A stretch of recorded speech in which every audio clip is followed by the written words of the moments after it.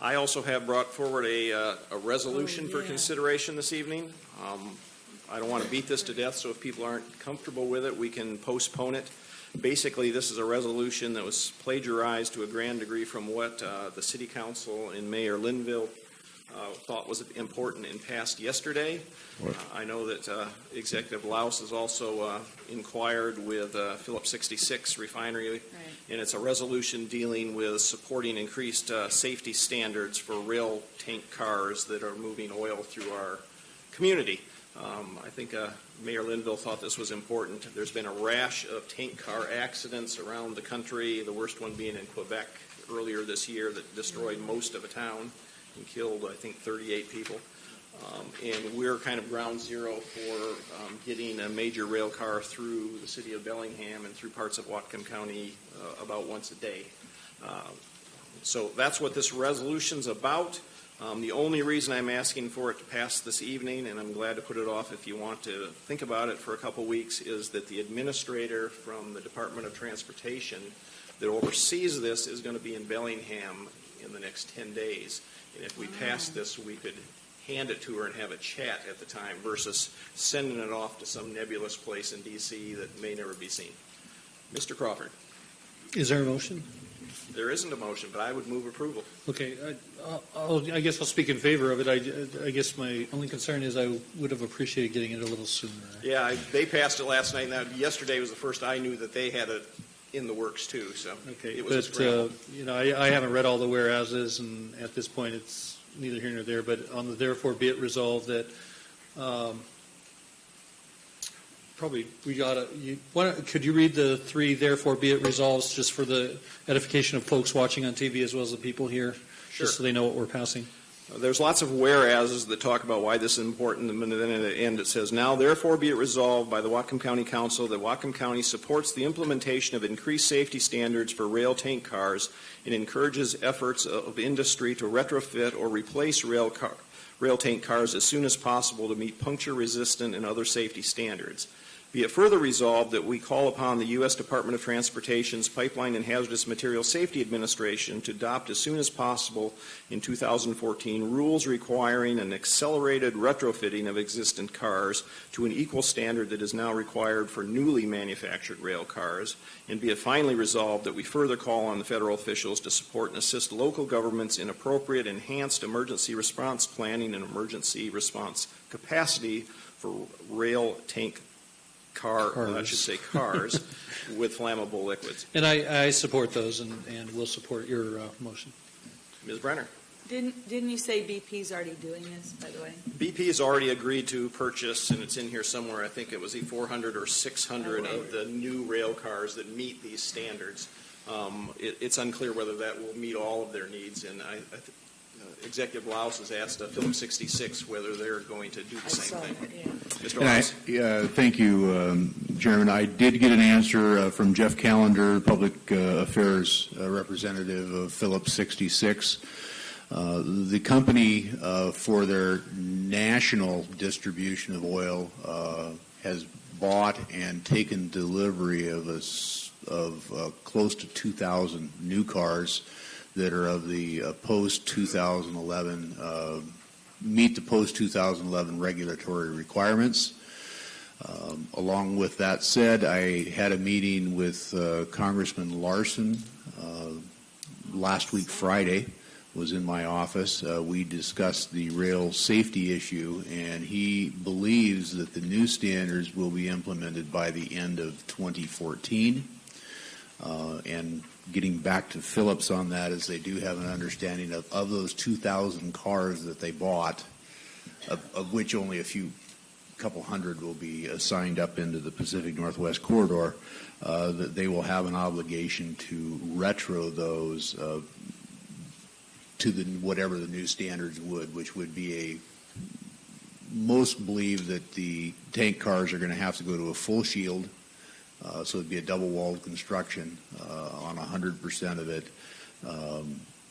The bulkheads will need to be reinforced, and the valve system will have to have additional shielding underneath it. So I'm pleased to say that both BP and Phillips 66 are already ahead of the curve as it relates to the majority of the United States as it relates to rail cars, and have made a commitment to the Pacific Northwest to bring the newest and latest ones in on a regular basis. Great, that's my understanding too, and mainly I think the reason that Mayor Linville thought this was important and that I do is there's been a push for this railcar reform for nearly 20 years, and it hasn't ever quite got over the hump. But because of the rash of tragedies lately, there's a real possibility to get it done by the end of this year, so the more we let them know it's important, the better. Mr. Crawford. I take it you probably wouldn't warm up to the idea of a friendly amendment to include encouragement for the federal government to approve more pipelines to move the oil across the country. Well, if you want to go through that permitting process when it comes across the Cascades into Whatcom County. Sure. No, I wouldn't No, you accept wouldn't. that Yeah, just friendly amendment. All right. I won't offer that then. All right, any other discussion? All those in favor say aye. Aye. Opposed? That passes unanimously. Any other business? Reports from council members. Mr. Browne, anything to report? The only thing I'll report is that when I decided to fill in the paperwork to run for election, I was interested in this job, and having now served for a couple of weeks, I'm very interested in this job. It's a fascinating, wonderful experience, and I appreciate the opportunity. I thought you were going to resign. Not yet. Yeah, you're not that bad, Carl. Mr. Buchanan.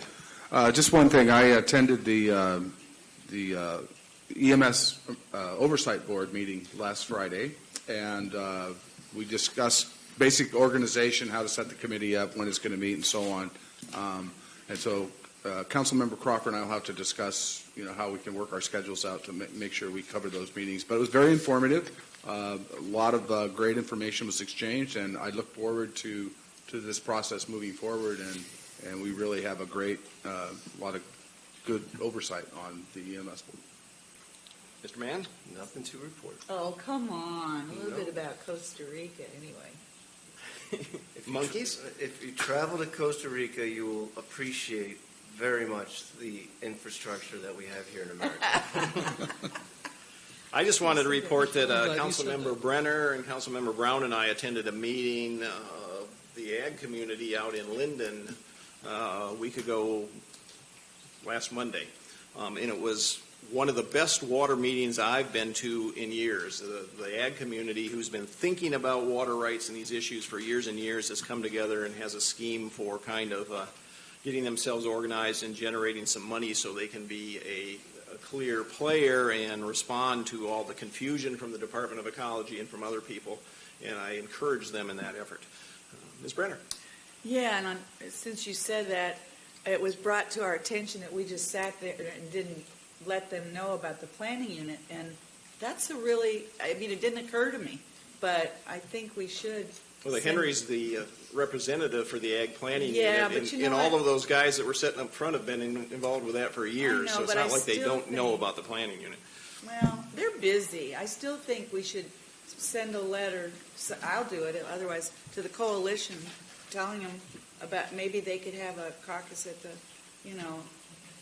I'm not sure Farm Friends is, I don't know. I like Henry, but I got the impression they weren't aware of a lot of things. So, Okay. I don't know. Anything else to report? Me, no. Mr. Kremen?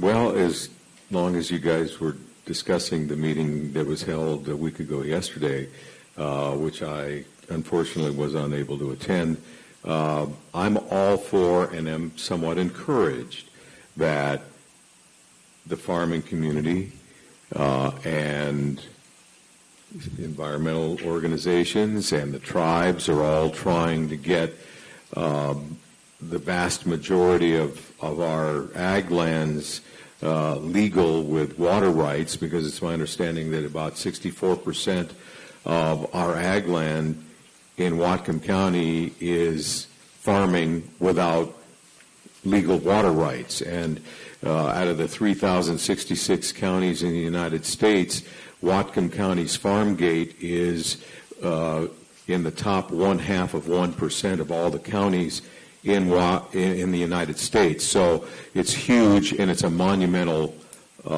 issue for our agriculture community to be able to legally farm with water rights, but it shouldn't be at the expense of private property owners. And the report I have to give is that I think it was a couple of weeks ago on Thursday that we had or was it even longer than that? When you go to Olympia so often you lose track of time. But the meeting that we had, or the reception we had out at the Lummi headquarters, their administrative building, where elected officials and officials in general convened at the invitation of the Lummi Nation, was a very positive and uplifting time. And many of us were there, and I think you can all agree that it was time well spent, and it was a very enjoyable and I think productive evening. And I just wanted to convey that to everyone here and to you as well. Can I just say ditto? Because that was, I can't, first of all, I love that building. It's kind of my favorite building now. But I was so impressed with the warmth and hospitality, and it was wonderful. It was a really fun evening. Mr. Crawford. And I would concur too. I think we ought to propose a remodel of the courthouse so we can have the coolest building. What do you think? This place. We can't afford it. Can't put lipstick on a pig. And on that note, I have nothing to add. Seeing no other business, we are adjourned. Okay. Thank you.